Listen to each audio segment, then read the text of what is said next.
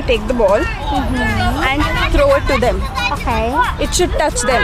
Okay. But if it touches them, they are out. Okay. Okay?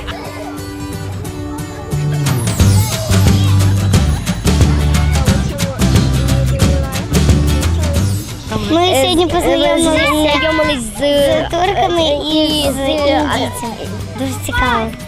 Там розказували, що вони їдять, і там все нам навіть гімн Туреччини показували. Мені дуже інтересна англійська мова, і мені дуже інтересні люди з інших країн.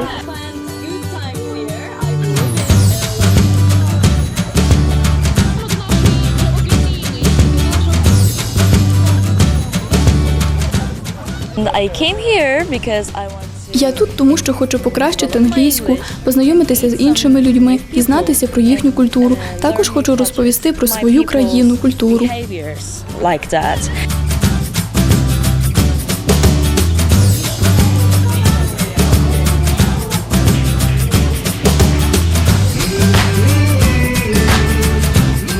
Ukraine was very beautiful.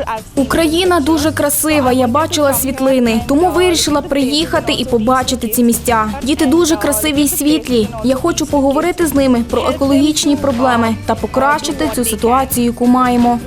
The problems that we have.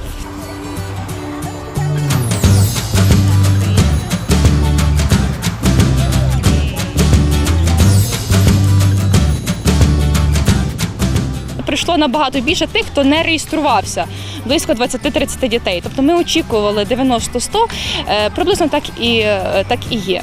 Найперше, це є практикування іноземної мови. Практика із іноземними мовцями – це найважливіше, що може бути.